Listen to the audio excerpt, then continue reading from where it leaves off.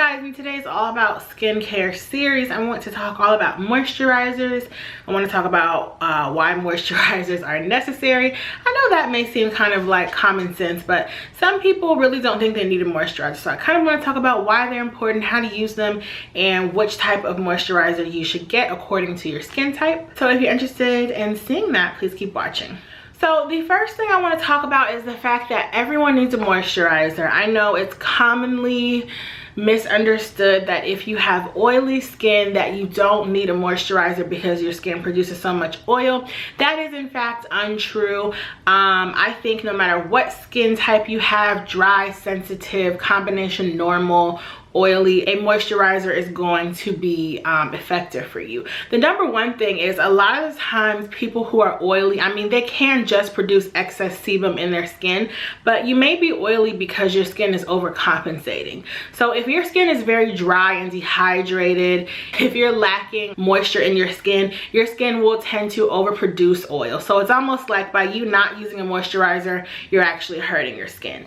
The same thing kind of works with oils. If you really have oily skin, you can use an oil to help combat some of that oil. It's kind of like giving your skin more of what it needs so that it doesn't have a deficiency. That's a common misconception. I know when I was in high school, I wasn't always using a moisturizer, and probably like early college as well, just because I was so oily and I thought, you know, this is crazy. I don't need any more moisture in my skin, but oil is not really the same thing as having balanced moisture in your skin. So everybody needs a moisturizer. Now, this is one category of products that I myself would spend a little more money on. Now, comparing it to things like a cleanser or a toner, I don't think you necessarily have to spend a ton of money on those. Reason being, a cleanser you wash off. So in my mind, it's not necessary to spend $50 on something that you're going to be removing from your skin, whereas a moisturizer is sitting on your face for the entire day. So I feel comfortable spending a little more money on it. The one thing I will say is the weight of your moisturizer, or kind of how emollient it's going to be, which is kind of like how oily it feels between your fingers, that is going to depend on your skin type. So for dry or sensitive skin, I would use something that's very creamy and emollient, something with oils in it, something that's going to be very hydrating, and all the way down to combination to oily to very oily skin, I would go with something more of a gel consistency, because gel consistencies tend to be a little lighter, they're a little more fast absorbing, so that if you do have oily skin, you can put the moisturizer on your face and it's not going to feel heavy and like you have an extra layer of oil on. And if you have normal skin, which is right in the middle, I would do something just like a light moisturizing cream, but definitely tailor your moisturizer to your skin type. And you can even do this when you look at products in the drugstore. Things that are more likely going to be in tubs tend to be a little bit more viscous and concentrated and a bit of like a heavier consistency. Those products are more likely geared toward those with dry skin. And things that are going to be in pumps, things that are clear, those are better for oily skin because they tend to be more like gels. Now I'm going to talk about day moisturizers in this video. For nighttime moisturizers, I think that everybody should use something super hydrating, because for me, I kind of think of my nighttime skincare routine as a reparative process. You know, during the day, all my skincare is about mattifying my face, smoothing my pores, and giving a flawless look under makeup. But at night, I kind of want to take a little extra care of my skin and make sure that I'm introducing all the oils and hydration back into my skin that I lost during the day. So I think at night, a heavier moisturizer is nice. And if you look at the differences between, like, let's say you have one line of skincare, the day cream is going to be a little lighter most likely, and the night cream will be a little heavier. I say all across the board, everybody could benefit from a heavier night cream, but once again, it just depends on what you're looking for in your night cream. If you even want to use a different one, you don't have to. Okay, so like I talked about earlier, I have some ingredient specifications when looking at my own skincare. One is I like for things to be paraben free. Parabens are preservatives and they kind of mimic hormones. So they're kind of like synthetic hormones. So if you have any hormone imbalances, problems with your hormones, if you have skin that's more prone to breakouts, if you get hormonal breakouts, I would try to stay away from parabens. I mean, all across the board, I think people should stay away from parabens. But like I said earlier, some people just aren't that specific about their skincare, and some people, you know, using skincare with parabens or makeup, that's not that important to them. But me, I like all my skincare to be paraben free. Synthetic hormones have been linked to cancer, so that's another reason why you should be careful about the ingredients that are in your skincare, because not to say that things aren't regulated, but I don't think things are regulated the way it should be. A lot of the preservatives and things they're putting in our skincare, even in our food, are really not that good for us. So I think we should just be mindful of the things that are in the things that we place on our skin. Second one is phthalates, and these are used as lubricants in cosmetics to give them that slip, to make them more easily to spread on your skin. And these also mimic hormones, and they've been linked to tons of negative side effects. I'm going to put a link down below to where you can read up about phthalates and parabens and all things like that, because they're really harmful. So that's why I tend to not like them in my skincare. And then of course, sulfates. Sulfates dry your skin out. So it really just depends on like what you want out of your skincare routine. I know when I was going to the dermatologist, I used a cleanser that was a sulfur cleanser that was to dry out my skin. So once again, if you're not really looking to dry out your skin, I would stay away from sulfates. Same thing goes with your hair. And then the last category would be fragrance. Now, I don't have sensitive skin, but I don't think that adding synthetic fragrances into skincare is really essential. I don't think it's really necessary. I think that, you know, skincare to me is not supposed to smell amazing. I just want it to work. Once again, that's totally a personal preference. So now that I've gone down that whole list about why you need moisturizer, which type is good for who, and ingredient specifications, I kind of want to give you guys my recommendations going by skin type. So first we're going to talk about dry skin, or when you kind of want something for anti-aging. So most likely skin that is aging lacks a little bit of luster and hydration, so that would be lumped into that dry skin category. Now I have written things down on my phone, so if I'm looking down, that's what I'm looking at. You want something that is either an oil or something that's very, very creamy and thick, because those tend to be more hydrating. So my first suggestion, and I kind of have price ranges that vary in higher end skincare. So my first one is the Josie Maran Whipped Argan Oil Face Cream. Now, argan oil is something that a lot of us love. It's very, very hydrating, it's reparative, and people say that they really, really like the whipped consistency of the face cream. Now, I have not tried it myself, but I have used argan oil for my face in the past. It's more of a simple product. They also have a moisturizer with SPF in it if you want something that's a little more, but that's a great product. Next, we have the First Aid Beauty Ultra Repair Cream. Now, this is really good for sensitive skin. First Aid Beauty's whole line is really good for people with sensitive skin or eczema, things like that. This is a very thick cream. I know when I was working at Sephora, I would often use it as a hand cream. It's very, very thick and hydrating. If you have sensitive skin that's very dry, this would be perfect for you.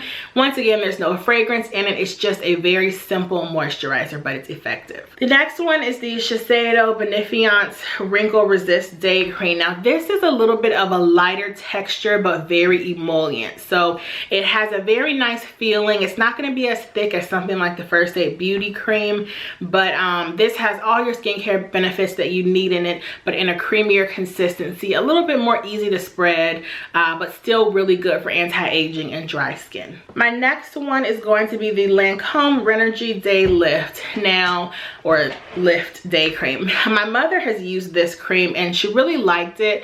One, because it's very, very hydrating and soothing, but also because it has anti-aging properties in it and it is supposed to lift your skin. Now, I cannot personally attest to that, but just from feeling the product in store and seeing people's reviews online, and also the ladies that will come in to buy it when I was working at Sephora, I can say that this is a product that women love. You can't go wrong with Estee Lauder or Lancome. Like, they have skincare that is like amazing. My next suggestion is the Ole Henriksen Advanced Moisturizing Cream. Now, this one is part of their Truth line, which means it's going to have vitamin C in it, which is good for protecting you from the sun and also anti-aging. This is a little bit of a lighter consistency as well, so it's really good for the daytime. Once again, very emollient and hydrating. Just a simple, basic cream. It's not going to be as anti-aging as something like the Lancome one, but this is like right in the middle. And then the last one is the Ole Henriksen Nuture Me moisturizer. Now this is geared toward people with rosacea, very sensitive skin. It's very calming. The Nuture Me line, I believe overall, the purple one is very, well, at least it was purple before they changed their packaging. It's very calming, very soothing. It's not supposed to upset your skin at all. Okay, now I want to move on to normal and combination skin. So this is where you should be using creams that are a little lighter texture, or you can even go into using gel moisturizers because they're going to be less emollient and kind of help to mattify your face and keep you from getting oily. The first moisturizer would be the Philosophy Renewed Hope in a Jar. I have used that myself and I absolutely love it. It's a very light consistency. It almost feels whipped and it's just so hydrating. It provides you with a nice smooth canvas, and I would say that's a perfect moisturizer for someone with normal skin. You can even use it in the wintertime if you're oily, but it's a little too heavy for someone who's oily in my opinion. But for normal skin, that moisturizer is perfect. Just a nice basic moisturizer.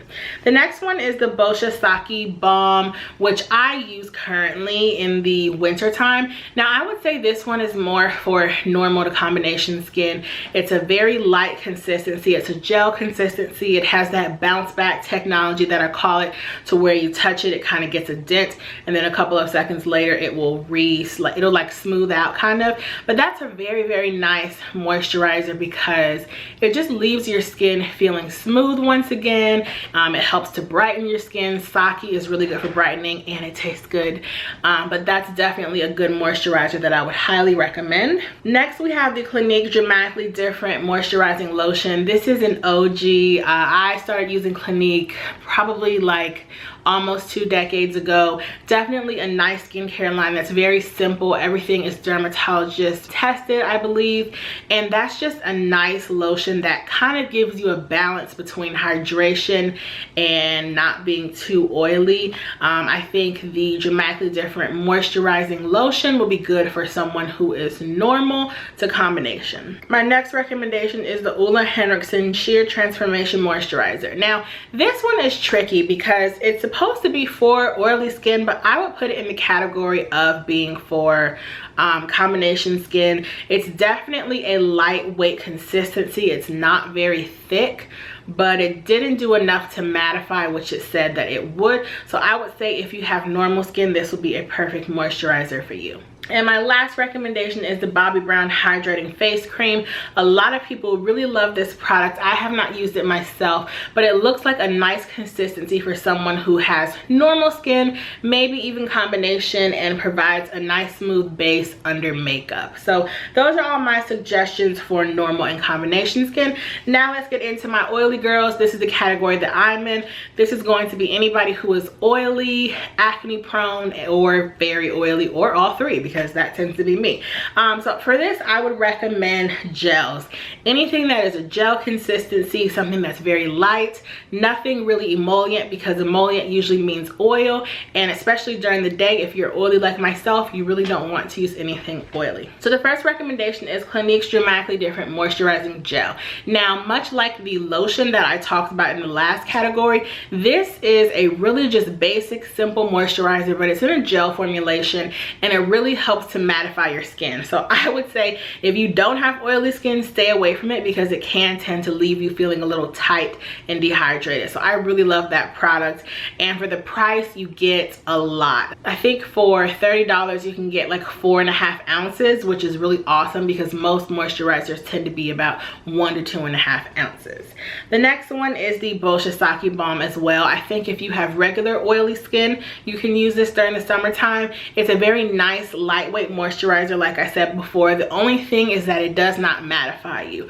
So if you don't want something that's mattifying, that will be great, but if you have super oily skin like me in the summertime, it's not gonna cut it. Okay, the next one is something that I actually used today, and this is the Ole Henriksen Counterbalance Hydrator from his new line. I love this moisturizer. I find that it is super mattifying. So unless you have very oily skin, I would stay away from it. So if you have extremely oily skin and and it is the summertime and it's humid, or you're going on vacation somewhere tropical, that moisturizer is going to be a best bet for you.